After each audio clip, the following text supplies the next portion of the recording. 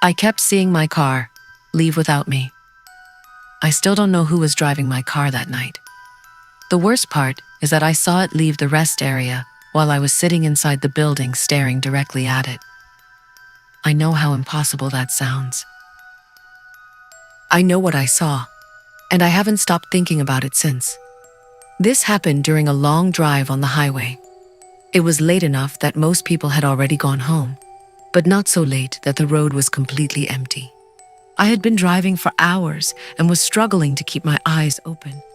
When I saw a rest area ahead, I decided to pull over for 15 minutes, just enough time to wake up.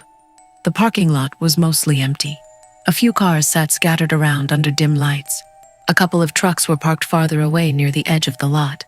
I locked my car, put my keys in my pocket, and walked inside. The building was quiet. A vending machine hummed near the entrance. A television mounted in a corner played with the sound muted.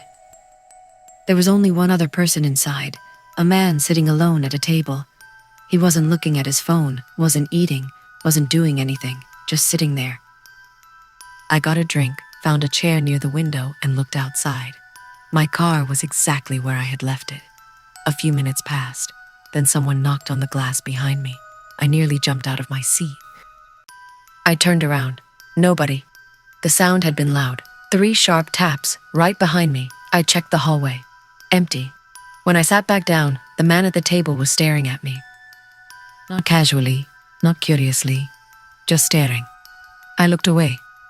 A minute later, I glanced back. He was still staring. That's when my phone rang. Unknown number. I answered. Silence. Then breathing. Slow, close. The kind of breathing that sounds like the person is holding the phone right against their mouth. Hello? Nothing. Then the call disconnected. I checked the number. No information, no name, nothing. I remember feeling annoyed more than scared. At least at that point. I stood up and headed toward the restroom. As I passed the man, I noticed something strange. He had a notebook open on the table, a sketchbook, and there was a drawing of the parking lot. Not a rough sketch, a detailed one. I recognized the layout immediately. My car was drawn in the picture, right where it was parked outside. I stopped. The man closed the notebook. "Can I help you?" he asked. I shook my head and kept walking. The entire interaction lasted maybe 3 seconds, but something felt wrong, very wrong. Inside the restroom, I splashed water on my face and tried to convince myself I was being paranoid. Then the lights went out. Total darkness. My heart nearly exploded. A second later, they flickered back on. I laughed nervously. Motion sensors. That had to be it. I finished washing my hands. Then I heard footsteps behind me. I turned immediately. Nobody. Every stall door was open. The room was empty. The footsteps stopped the exact moment I turned around. I left faster than I cared to admit. Back in the main room, the man was gone. His chair sat empty. His notebook was gone too. I looked outside. My car was still there. Relieved, I grabbed my drink and sat down. That's when I noticed something on the window, written in the condensation, a message. "Just wait." I froze. The letters looked fresh. I looked around for anyone nearby. Nobody. The employee desk near the entrance was empty. The hallway was empty. The man was nowhere in sight. I wiped the message away immediately. My hands were shaking now. I decided I'd had enough. I stood and headed for the door. Then I stopped. My car's headlights suddenly turned on. I stared through the glass. The lights remained on. My keys were in my pocket. I checked. Still there. The headlights stayed on for several seconds before shutting off again. I actually considered leaving and finding another place to stop, but curiosity got the better of me. I wanted to know if someone was messing with me, so I remained inside. Big mistake. A loud crash suddenly echoed from somewhere down the hallway. I jumped. Several people who had just entered the building looked startled too. That made me feel better. At least other people were here now. I wasn't alone anymore. One of them walked toward the hallway. A minute later, he returned looking confused. "What happened?" someone asked. "No idea," he said. "Nobody back there." The conversation should have reassured me. Instead, it made me feel worse. because I knew how loud that crash had been. Something had caused it. I sat back near the window. Outside, everything looked normal. Then my phone rang again. Unknown number. Against my better judgment, I answered. This time a voice spoke. It sounded exactly like mine. Look outside. The call ended. I nearly dropped the phone. My stomach felt hollow. I slowly turned toward the window. My car's brake lights lit up. I watched in disbelief. The vehicle reversed out of the parking space. Not fast, not erratically. Perfectly normal, like someone was driving it. I ran to the glass. My keys were still in my hand. I could feel them. My car continued backing out, then turned. Then drove toward the exit. For several seconds, I simply stood there. My brain refused to process what I was seeing. Then I sprinted outside. Cold air hit me immediately. The parking lot was silent. No engine noise, no moving headlights, nothing. My car sat exactly where it had been parked. The same spot, the same angle, the same position. It hadn't moved an inch. I stopped running. My chest hurt. I looked around wildly. Nobody was nearby. The lot was empty. I checked my car, locked, untouched. The brake lights were off. Everything was normal. I got inside and locked the doors. I should have left right then. Instead, I sat there trying to make sense of what had happened. Maybe I had imagined it. Maybe I was exhausted. Maybe I was losing my mind. Then my phone rang a third time. Unknown number. I answered. No voice, no breathing. Just sound. A recording. I listened for a few seconds before realizing what it was. Footsteps. Recorded footsteps. Walking slowly across gravel. Closer. Closer. Then a car door opening. A pause. A seatbelt clicking. An engine starting. The exact sound someone would hear while getting into a car. My car. Then the recording stopped. I looked into the rearview mirror. Someone was sitting in the back seat. I screamed. My entire body jerked forward. I spun around. The back seat was empty. Completely empty. I got out immediately. I didn't care how ridiculous I looked. I searched every inch of the car. Nothing. No one. I was breathing so hard my vision blurred. That's when an officer pulled into the lot. I waved him down. I told him everything. Not every weird detail. Just enough. The calls. The strange man. The feeling that someone was following me. The officer listened patiently. Then he asked a question I wasn't expecting. How long have you been parked here? I told him. He frowned. That's impossible. What is? He pointed toward the building. The cameras show your car arriving almost 2 hours before you walked inside. I laughed. I thought he was joking. He wasn't. The officer explained that after hearing my story, he checked security footage. According to the timestamps, my car entered the parking lot long before I did. Nearly 2 hours earlier, I asked who got out. The officer's expression changed. Not fear. Confusion. Real confusion. He told me only one person exited the vehicle. Someone matching my description. The same clothes, the same build, the same walk. Everything. The footage showed that person entering the building. But according to the timestamps, I didn't arrive until almost 2 hours later. I demanded to see the video. The officer refused. He said the footage wasn't available for public viewing. I eventually left. I drove home without stopping again. For weeks, I convinced myself there had to be an explanation. Bad timestamps, faulty cameras, exhaustion, anything. Then something arrived in my mailbox. No return address. Inside was a single photograph, a grainy image taken from far away. It showed the parking lot, my car, and someone standing beside it. The picture quality was terrible. The face couldn't be made out, but the clothing was unmistakable. It was exactly what I had been wearing that night. On the back of the photo were 4 handwritten words.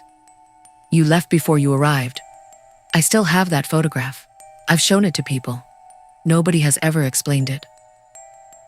Sometimes I wake up in the middle of the night, convinced someone is sitting in the back seat of my car. Sometimes I think the calls were a prank. Sometimes I think exhaustion made me hallucinate everything. But there's one detail I can never explain. Months after it happened, I checked my phone records. The 3 unknown calls from that night were still listed. The first 2 had no available information. The third one did. It wasn't a phone number. It was marked as an outgoing call, a call that had supposedly been placed from my phone, at a time when I was already talking on it. The duration was 23 seconds, exactly the length of the recording I heard. I never found out who called me, and if the records are correct, maybe nobody did. Maybe the voice telling me to look outside really was mine.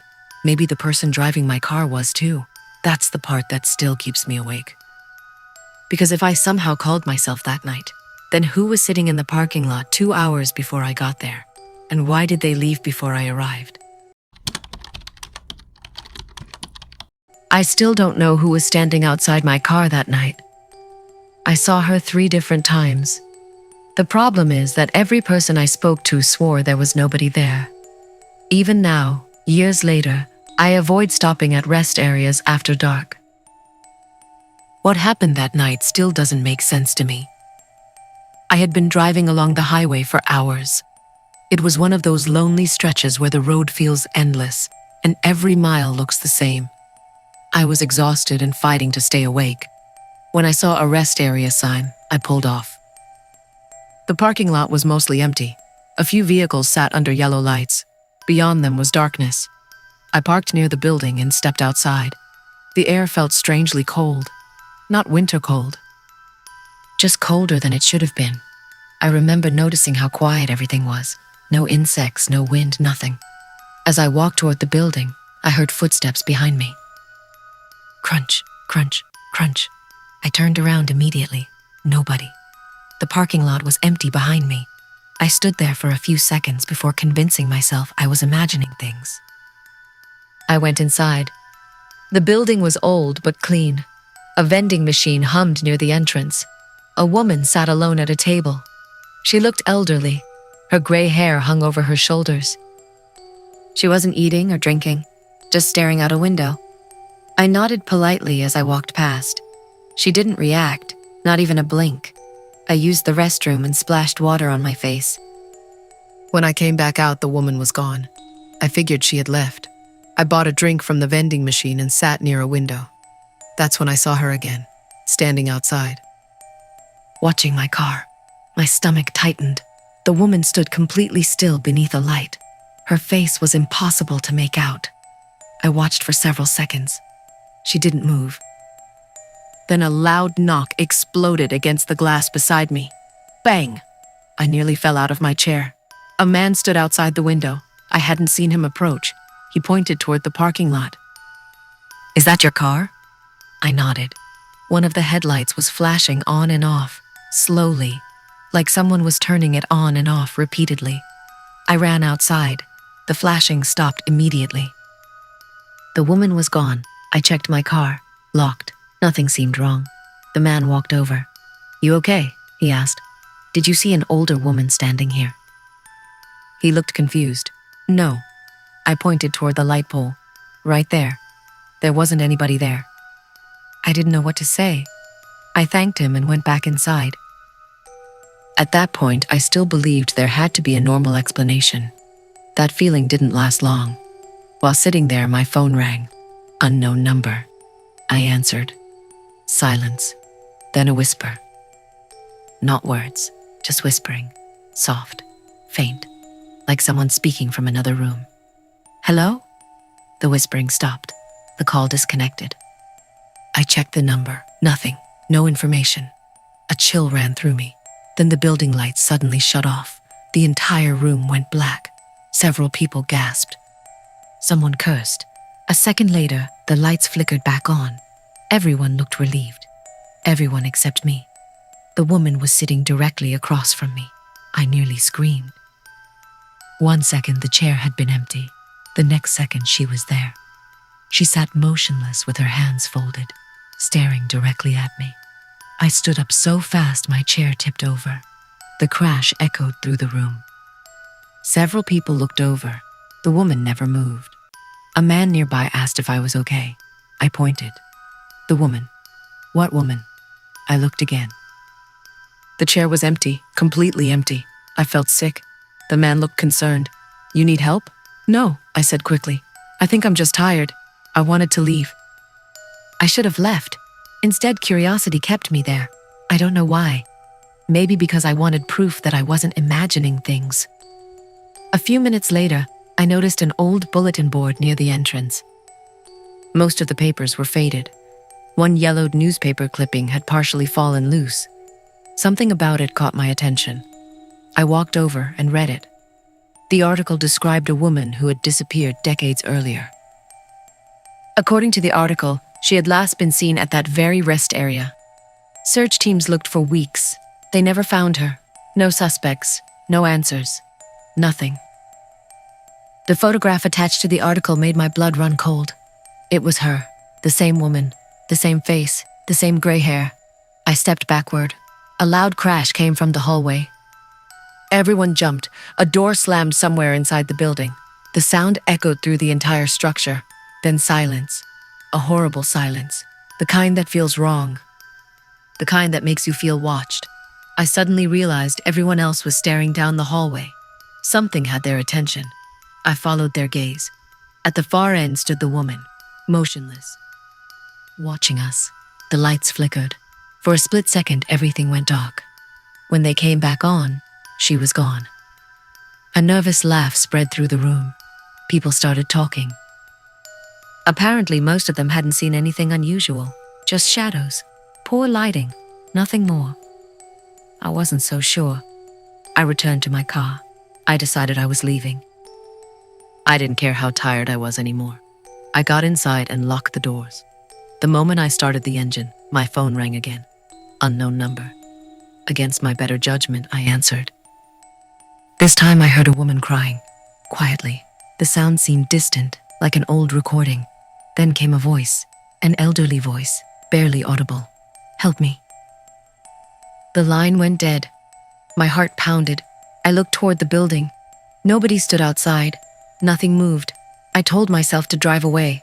Instead, I got out. To this day, I don't understand why. Part of me felt convinced someone genuinely needed help. I walked back toward the building. The parking lot seemed darker now. The lights looked weaker. Halfway there, I heard footsteps behind me again. Crunch, crunch, crunch. I spun around. Nobody. Then I felt something brush my shoulder.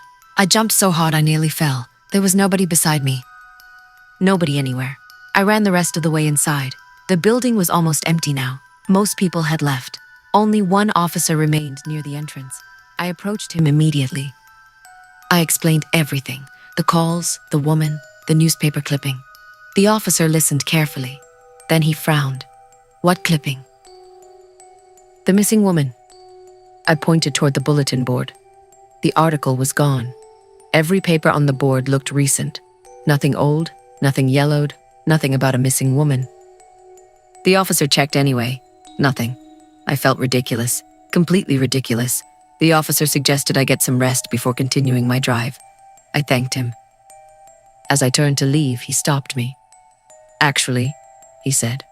What? He hesitated. You aren't the first person to mention an older woman here. A knot formed in my stomach. What do you mean?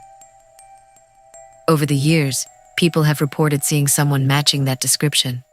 My mouth went dry. What happened? The officer shrugged. No idea. That was all he said. I returned to my car. This time I was determined to leave. I backed out of the parking space and headed toward the exit. As I passed the building, I glanced into my rearview mirror.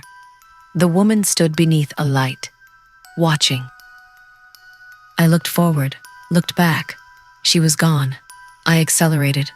Within minutes, the rest area disappeared behind me. I thought it was over. It wasn't. When I finally arrived at my apartment, I noticed something lying on the passenger seat. A photograph.